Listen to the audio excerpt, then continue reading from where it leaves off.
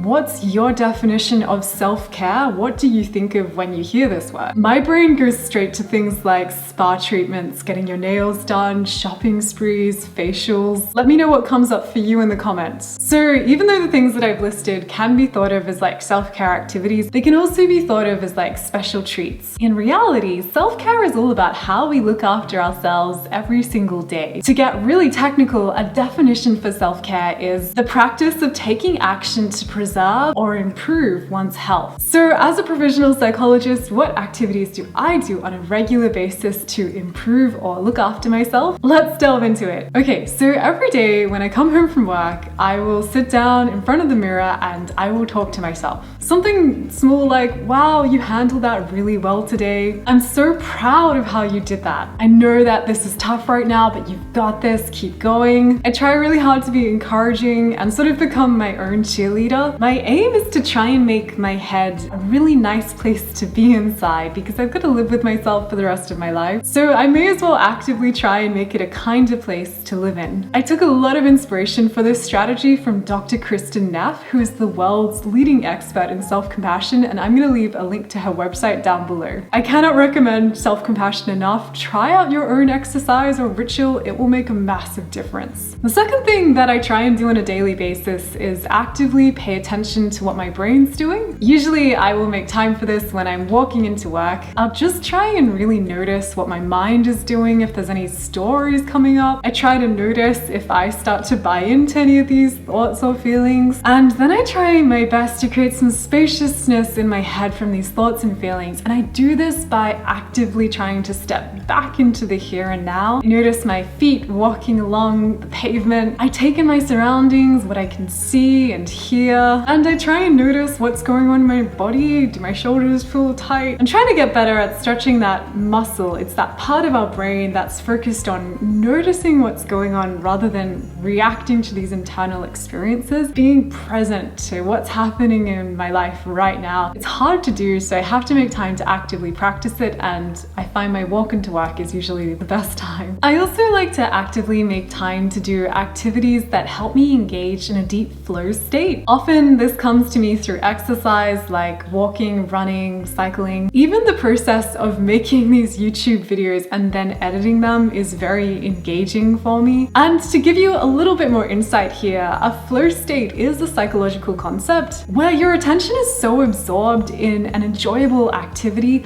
that it has your complete attention. It's a great way of feeling really present and connected to the here and now, so I encourage you to go and tap into some of your flow state activities. The next one, number 4, is that I take very good care of my health. So the 3 big ones, nutrition, sleep, and movement. I don't always get it perfect, but I am trying to actively engage in all 3 of these things every single day. I'm careful with what I eat and I try and just stick to whole foods. I try and eat a lot of fruit and veg, protein, healthy fats, all those good things. I always try and get movement into my day. I try and aim for 10,000 steps, and I always do a workout in the morning. And I'm not necessarily doing this to try and get like the perfect body, but for me, exercise really helps me regulate my emotions and feel stable. I think it's like this for a lot of people. I can't recommend movement enough in terms of feeling better. Finally, I also aim for high quality sleep, and I have a specific routine for enhancing my sleep. I also notice that if I fall short in any of these 3 areas, it can take a toll on my mental health, so I have to be careful and I have to try and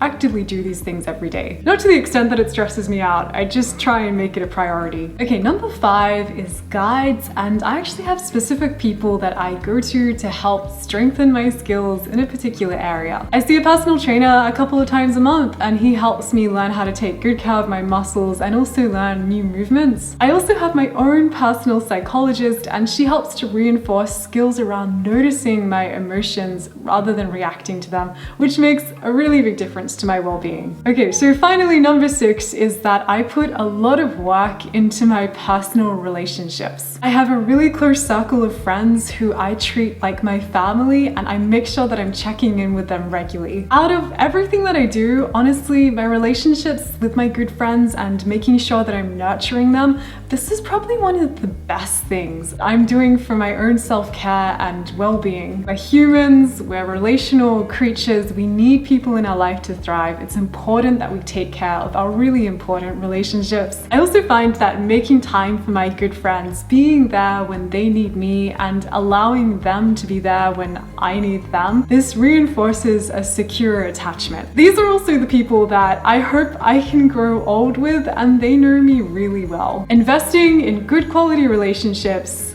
I believe it's one of the best things that you can do for your self-care and also for enhancing your mental health. So there you have it. Those are the 6 things that I actively try and do as a provisional psychologist to look after myself. I hope that it gives you some inspiration if you need it. Remember to check out my other videos as well, because I've got lots of tips and strategies there. I hope that you have an amazing week, and I will talk to you later. Bye!